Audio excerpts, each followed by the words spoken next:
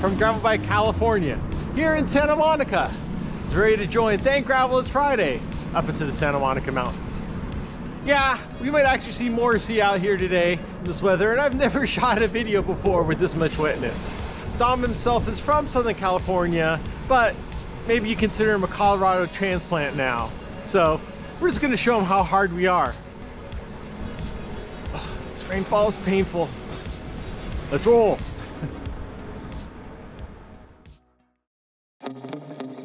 Considering the wetness, you wouldn't normally expect a crowd from LA to show. But maybe because the weather is no match for the enthusiasm from Carrie and Dom, as this little joint effort between Specialized Santa Monica and Swedish outfitter Fjallraven brought a good group of riders, and Sam too, with the TGIF operatives dishing out details for this 47-mile route, which I ended up on a truncated 40-mile version for reasons to be revealed. It was a smooth, controlled rollout, as I generally try not to shoot videos with this much wetness because there's only so much lens cleaning you can do. And the ride itself was t-shirt themed, although most others were smart enough to opt out of cotton for the day, making our way across Santa Monica's Montana neighborhood, where starter homes come in at the $3 million range. Familiar to those heading to Sullivan Ridge, we headed down 7th Street towards the Rustic Canyon area, heading into the often traveled Amalfi cut-through.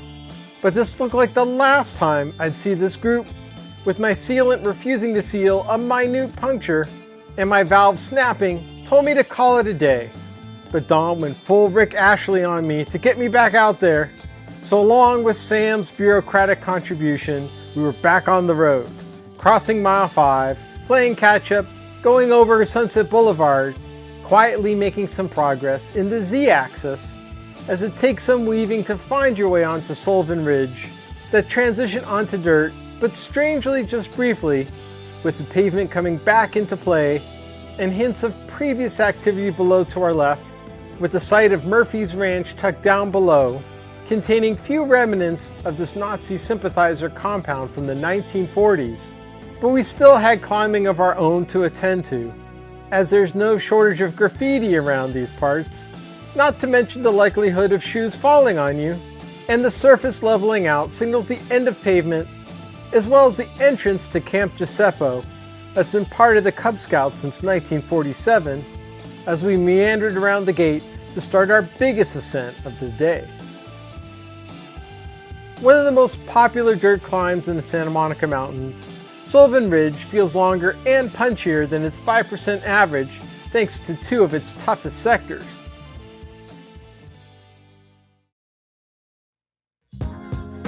Mudguards seemed like a necessity if you knew how to use one, as this first mile was super pitchy and hard to keep a straight line, with Dom maybe exaggerating to prove a point. But there was an endless feel to this effort with no context around, allowing us to focus on other riders coming down, just needing to keep the faith we were heading somewhere, getting some bearings as passing the lone oak tree along the climb that normally offers a double respite of shade and flattening out. But after sending us back into the abyss of steepness, the next kilometer feels seemingly harder than its 8% average, where Eric, more famously known as the Bicycle Nomad, was reorienting at the top, as we had no choice but just to follow the road, where normally you can pick out other nearby trails. But the closest in Sullivan Canyon was closed from rain damage, where we soon intersected with dirt Mulholland. Trust me. I couldn't see it from here, but Peddler's Fork was 9 miles away, and it was getting too soggy for any of my cameras to work, let alone know when people would emerge from the fog, as there were plenty of other cyclists out there. But Eric and I decided to hang back instead of following the route's diversion a little south, maybe avoiding an even muddier fate, as we got to catch up on some of his travels, especially talking on last year's journey retracing the steps of the Buffalo Soldiers that in 1897 biked over 700 miles from Missoula to St. Louis, and how he's been following up speaking across the country reliving this expedition. So battling a little mud here didn't seem to be much to complain about.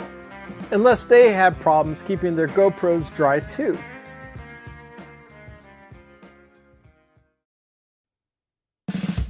We made our way into Peddler's Fork, which we believe was still tucked away behind the farmer's market, with riders showing up over different points, and thank gravel it's Friday, providing a bevy of nutrition as others wait inside for the rain to pass with coffee and a shot of Dom for an extra boost. All three of my cameras signed a tenuous pact to cooperate more as we backtrack towards Dirt Mulholland while wearing a bit of that road on our backs. That's an interesting transition off of pavement while still being in a residential neighborhood that may not be appreciating the sounds coming from our congealed drivetrains. It's nice to have all this width on Dirt Mulholland, leaving plenty of space for antics, and even more so getting behind the gate, with it being a much different experience coming back, not having to battle as much wetness this go around, although the signs ahead didn't seem as encouraging, leaving us in take what we could get mode, as passing Reseda left us with one of our most noteworthy segments of the day, descending towards the Caballero Canyon Trail, with better than expected conditions that provided at least 2 minutes of fun, leading us into our last major climb of the day, with Dom building up too much speed at the peak, as we were thankful for the gate's visibility on the way out, turning south to make it past the Nike Tower, regrouping with the remainders for one last time, and trying to look good doing it too. Westridge is one of the most playful ways down Dirt Mulholland, but one of the issues is how popular this fire road can get. And while there were clearly less people out here than normal, we kept a good balance of fun while making sure to see the ones in front of us.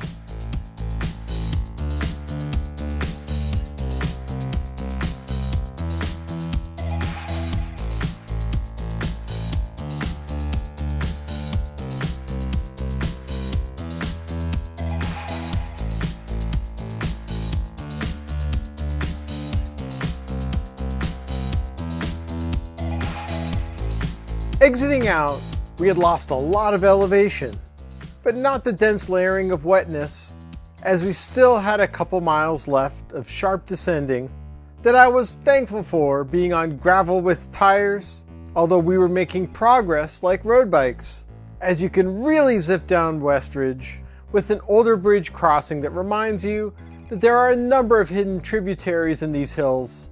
But our ride started to wrap up on the other side of Sunset, with a bit more to do on 26th Street that's not only a more direct way back, but offers some pretty fun infrastructure, making it feel like we were doing bike parkour. Heading back into Specialized Santa Monica felt like we were minimally less soggy than we had left. And more importantly, when we were coming back in, the sandwiches were only soaked with ingredients that were tasty, that were big enough to fill our oversized smiles, while hoping the mud coming out of my helmet wouldn't be a topping, definitely earning this Fjallraven patch, meaning the stoke was high no matter what the saturation. Well, of course, threat of rain is gone. Yeah, kind of a little muddy, but it'll wash away hopefully. Anyways, it was interesting riding the Santa Monica Mountains. Definitely, especially when we came back, the mud seemed to wick away. It was pretty perfect. If you want to support us, hit the subscribe button or go to our shop or just even share these videos so we can bring you more from the state of dirt.